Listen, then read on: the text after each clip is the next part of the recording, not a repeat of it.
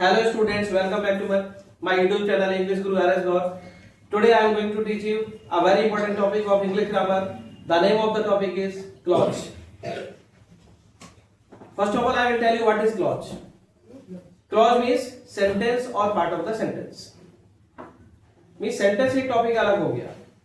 Clause से sentence बनता है, बट क्लॉज क्या होता है? पार्ट ऑफ द सेंटेंस भी हो सकता है. जरूरी नहीं है कि वो कंप्लीट हो, इनकम्प्लीट भी हो सकता है, तो उसको हम क्लॉज कह सकते हैं. ठीक है, क्लॉज आपका सेंटेंस हो सकता है या फिर पार्ट ऑफ द सेंटेंस हो सकता है. क्लॉज कितने टाइप्स के होते हैं? Now look at the white board. First देखिए क्या लिखा है, प्रिंसिपल क्लॉज. इसको हम मेन क्लॉज भी बोलते हैं. प्रिंसिपल क्लॉज का दूसरा नाम क्या है? Main clause. ठीक है, तो प्रिंसिपल क्लॉज कैसे आप आइडेंटिफाई करोगे? प्रिंसिपल क्लॉज रहता है, main clause means principal clause. ठीक है ना, और इसको आइडेंटिफाई करने का तरीका ये है, ये फुल मीनिंग देता है. सेंटेंस यदि आपका कंप्लीट मीनिंग दे रहा है और उससे पहले कोई कंजक्शन नहीं है, नो कंजक्शन, सेंटेंस से पहले कोई कंजक्शन नहीं है और फुल मीनिंग दे रहा है, तो प्रिंसिपल क्लॉज होगा. ठीक है, इस चीज को आप माइंड कर लीजिए. फुल मीनिंग देगा और कंजक्शन नहीं होगा सेंटेंस से पहले. दूसरा इसमें लिखा है सेकंड कोऑर्डिनेट क्लॉज. कोऑर्डिनेट का मतलब इसी के इक्वल रहता है, जो प्रिंसिपल रहता है उसी के इक्वल रहता है. ठीक है, जैसे कोऑर्डिनेटर टाइप का, उसी के इक्वल. एक जैसे लेफ्ट और राइट हैंड इस तरह से, है ना, ऐसे इक्वल होता है. दो हाथ जैसे हमारा इससे काम नहीं कर पा रहे हैं किसी तो इससे भी कर लेते हैं, तो कोऑर्डिनेट टाइप का. ठीक है, तो ये फुल मीनिंग देगा और इसमें कंजक्शन होगा. बस ये डिफरेंस है. फुल मीनिंग ये भी दे रहा है, ये भी दे रहा है, बट इसमें कंजक्शन लगा होगा. ठीक है, कोऑर्डिनेट क्लॉज में कंजक्शन होगा, फुल मीनिंग देगा. सबऑर्डिनेट क्लॉज क्या होता है? इनकम्प्लीट होगा, ये फुल मीनिंग नहीं देगा, अपने मीनिंग के लिए किसी दूसरे सेंटेंस पर, अदर सेंटेंस पर डिपेंड होगा. कैसे डिपेंड होगा अभी बताऊंगा. ठीक है, और इसमें कंजक्शन भी होता है. इन दोनों में डिफरेंस क्या है? कंजक्शन दोनों में ना, ये फुल मीनिंग देता है, ये इनकम्प्लीट मीनिंग देता है. तो पहले हम इनको देख लेते हैं, उसके बाद देखते हैं ये वाला फोर्थ वाला. ठीक है, पहले इन तीन को देखते हैं, क्योंकि मेन तो आपका जो टाइप्स है क्लॉज के वो 3 रहते हैं, प्रिंसिपल, कोऑर्डिनेट एंड सबऑर्डिनेट. जो नॉन फाइनाइट क्लॉज है वो सिंपल सेंटेंस में आता है, वो मैं अभी आपको बताऊंगा. देखिए, आइडेंटिफाई द अंडरलाइन क्लॉज. जिसके नीचे अंडरलाइन है सेंटेंस के नीचे, उसका आपको क्लॉज का नाम बताना है. आइडेंटिफाई का मतलब क्लॉज का नाम लिखना है, पहचानना है उसको. तो देखिए इसमें लिखा है ही डज जॉब, वह जॉब करता है. जैसे आपने पूछा वो क्या करता है, तो मैंने कहा जॉब करता है. बात कंप्लीट हो गई. सेंटेंस कंप्लीट मीनिंग दे रहा है और इससे पहले कोई कंजक्शन नहीं है. तो देखिए फुल मीनिंग दे, कंप्लीट मीनिंग दे और कंजक्शन नहीं हो तो कौन सा क्लॉज होगा? प्रिंसिपल.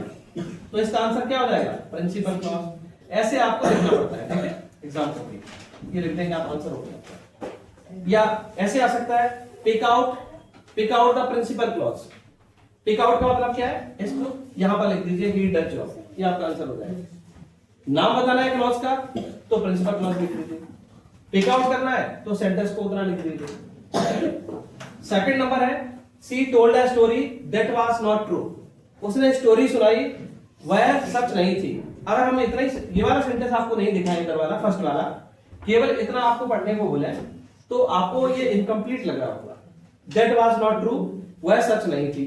वह क्या, पता नहीं लग रहा, इनकम्प्लीट है. ये अपने मीनिंग के लिए इस वाले सेंटेंस पर डिपेंड है. अगर आप इसको पढ़ोगे तो आपको पता लग जाएगा क्या ट्रू नहीं था, है ना. शी टोल्ड अ स्टोरी, उसने एक स्टोरी सुनाई, दैट वाज नॉट ट्रू, वह ट्रू नहीं थी, तो स्टोरी ट्रू नहीं थी. तो ये इनकम्प्लीट मीनिंग दे रहा है और इसमें कंजक्शन लगा दैट. तो इनकम्प्लीट मीनिंग हो और कंजक्शन हो तो क्या होता है? सबऑर्डिनेट क्लॉज होता है. तो इसका आंसर क्या हो जाएगा? Subordinate clause. ये इसका सबऑर्डिनेट क्लॉज आंसर हो गया. ठीक है, third number, he reached the station, वह स्टेशन पहुंचा, and he just caught a train, और उसने जाके ट्रेन पकड़ ली. मतलब उसने कोई दूसरा काम नहीं किया, इसलिए इसमें जस्ट लगा हुआ है. ठीक है, टिकट उससे पहले से होगा या जो भी होगा. ठीक है ना, and he just caught a train. तो ही जस्ट कॉट अ ट्रेन, उसने ट्रेन पकड़ ली. पूरा सेंटेंस कंप्लीट मीनिंग दे रहा है और इससे पहले कंजक्शन लगा दीजिए एंड. जब कंप्लीट मीनिंग देगा, फुल मीनिंग देगा और कंजक्शन होगा तो कौन सा क्लॉज होना चाहिए? Coordinate clause. तो इसका आंसर हो जाएगा कोऑर्डिनेट क्लॉज. ये कोऑर्डिनेट क्लॉज इसका आंसर हो गया. आप फोर्थ वाला देखते हैं. अब आपको बताते हैं हम ये वाला. इनका तो हमने समझा दिया आपको. अब नॉन फाइनाइट क्लॉज क्या होता है? नॉन फाइनाइट क्लॉज में पार्टिसिपल आता है. पार्टिसिपल मैंने आपको 3 टाइप्स के ऑलरेडी बताए हैं. सेंटेंस पढ़ाया था ना उस टाइम बताए थे सिंपल सेंटेंस में। प्रेजेंट पार्टिसिपल वर्ब का आईएनजी फॉर्म होता है, पास्ट पार्टिसिपल वर्ब का थर्ड फॉर्म होता है, perfect participle having plus V3 होता है, ठीक है। और इंफिनिटिव क्या होता है 2 + V1। इंफिनिटिव क्या होता है 2 + V1 इंग्लिश में, तो 2 + V1 करके लिखा गया है तो वो इंफिनिटिव है, इसका मतलब नॉन फाइनाइट क्लॉज होगा।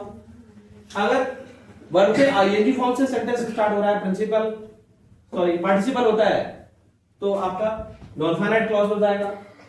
वर्ब के आईएनजी फॉर्म से स्टार्ट हो रहा है, सब्जेक्ट के प्लेस पर वर्ब लिखी हुई है, आईएनजी लगा हुआ है, तो जीरेंट हो जाएगा, क्योंकि जीरेंट का यूज हम कैसे कर सकते हैं, सब्जेक्ट या फिर ऑब्जेक्ट की तरह से कर सकते हैं। अगर वर्ब की बात लिखा है तो ऑब्जेक्ट का वर्क कर रहा होगा, जीरेंट होगा, तो और सब्जेक्ट के प्लेस पर लिखा है तो सब्जेक्ट का वर्क कर रहा होगा, ठीक है। तो देखिए इसमें अपना आइडेंटिफाई करते हैं। I saw them doing mischief, मैंने उनको मिस्चीफ करते हुए देखा।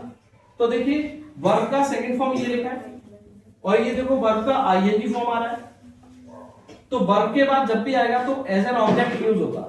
ये एज एन ऑब्जेक्ट यूज हो रहा है, इसका मतलब ये जीरेंट का यूज हो रहा है। जीरेंट का यूज हम सब्जेक्ट ऑब्जेक्ट की तरह से करते हैं, जब ऑब्जेक्ट की तरह से यूज हो रहा है इसका मतलब ये क्या जीरेंट है, और जीरेंट किसमें आता है, नॉन फाइनाइट क्लॉज में आता है।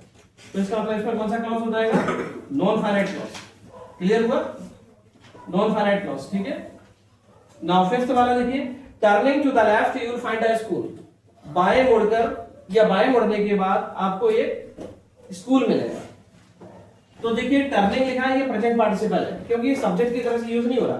और वर्ब का आईएनजी फॉर्म सब्जेक्ट के प्लेस पर आ रहा हो तो फिर वो जीरेंट हो सकता है, लेकिन अभी तो सब्जेक्ट के प्लेस पर नहीं आ रहा, ये सब्जेक्ट है, ये हेल्पिंग वर्ब है, इसमें तो सब्जेक्ट हेल्पिंग वर्ब है ही नहीं। तो इसका मतलब ये टर्निंग लिखा है, ये क्या प्रेजेंट पार्टिसिपल है। तो पार्टिसिपल भी किस में आता है, नॉन फाइनाइट क्लॉज में आता है। तो अगर इसको अंडरलाइन किया गया तो क्या हो जाएगा इसका आंसर, नॉन फाइनाइट क्लॉज। ये आपका नॉन फाइनाइट क्लॉज है। Now we will solve the next questions. Question number 6. She bought a pen and I got an ink pot. What will be the answer? Yes. What is your name? Tanish. Tanish. Reply. Coordinate. Coordinate clause. क्योंकि इसमें conjunction लगा हुआ है, sentence complete meaning दे रहा है, तो ये coordinate clause है। कोऑर्डिनेट कोऑर्डिनेट क्लॉज, ठीक है, इसका आंसर हो जाएगा। ऐसे आपको लिखना पड़ता है, और ऐसे मैंने आपको पहले बता ही दिया है। अगर पिक आउट करने के लिए आए, आपको लिखा हो उसमें pick out the coordinate clause, pick out, तो आपको ये सेंटेंस यहां लिखना पड़ेगा जो अंडरलाइन है, ठीक है। पिक आउट मतलब ये हो गया। नेक्स्ट है 7 number, he plays hockey while I play football. Who will reply? Yes, you. क्या नाम बेटा आपका? Anurag. अनुराग। Yes, tell. Principal clause. Very good. Principal clause. Principal clause. Principal clause क्या होता है, जो सेंटेंस आपका कंप्लीट मीनिंग दे रहा हो, फुल मीनिंग दे रहा हो, और उससे पहले कोई कंजक्शन नहीं हो, तो प्रिंसिपल क्लॉज होता है। 8 नंबर, my friend gifted me a pen which has lost. Who will reply? पीछे से Who will reply? Yes, Kartik. Sir, subordinate. Subordinate clause, क्योंकि सेंटेंस इनकम्प्लीट है। देखिए आप हैज लॉस्ट अगर आपको हम बोलते हैं तो आपको पता लग रहा है इसमें क्या है, क्या हो गया, पता नहीं लगा। तो ये अपने मीनिंग के लिए इस वाले सेंटेंस पर डिपेंड है, और इसमें कंजक्शन लगा हुआ है, इसका मतलब इसमें क्या सबऑर्डिनेट क्लॉज है, ठीक है। इसको हम कहेंगे सबऑर्डिनेट क्लॉज। नाउ 9th नंबर, he went there to meet him. कौन सा क्लॉज है इसमें, who will tell? Sir. Yes, क्या नाम है आपका बेटा? Aarav. Yes, reply. Non-finite clause. Very good. देखिए इन्फिनिटिव होता है तो क्या होता है, नॉन फाइनाइट क्लॉज होता है। सेंटेंस में इन्फिनिटिव को अंडरलाइन किया गया है, इसका मतलब non finite clause. Participle, infinitive and gerund, ये non finite clause, non finite clause. Now 10 number, the boy is my friend who is sitting there. Sir. Who will reply? Sir. Yes, क्या नाम है आपका बेटा? Vedant. वेदांत। बताइए। Coordinate. Coordinate नहीं है बेटा, ये सबऑर्डिनेट क्लॉज है। सबऑर्डिनेट है क्योंकि देखो अगर इस सेंटेंस को पढ़ेंगे इज सिटिंग देयर, तो कंप्लीट लग रहा है आपको, इनकम्प्लीट है। इनकम्प्लीट है और कंजक्शन लगा है, इसका मतलब ये क्या होगा, सबऑर्डिनेट क्लॉज होगा। सबऑर्डिनेट क्लॉज के 3 टाइप्स है, मैंने आपको बताया भी है। कौन कौन सा है, noun clause, relative clause and adverb clause. ये रिलेटिव क्लॉज है, तो इसका मतलब सबऑर्डिनेट क्लॉज होगा, सबऑर्डिनेट क्लॉज। इसका आंसर सबऑर्डिनेट क्लॉज होगा, ठीक है। 11 number, he told a story and I recited a poem. वो भी प्रिया।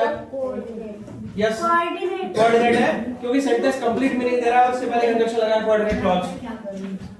कोऑर्डिनेट क्लॉज, इसका आंसर होगा next 12 number she work hard but she failed. Krishna बताओ she work hard but she failed principal है क्योंकि सेंटेंस कंप्लीट मीनिंग दे रहा है और इससे पहले कोई कंजंक्शन नहीं है, आंसर करेक्ट है। प्रिंसिपल क्लॉज, इसका आंसर लिख लो आप प्रिंसिपल क्लॉज।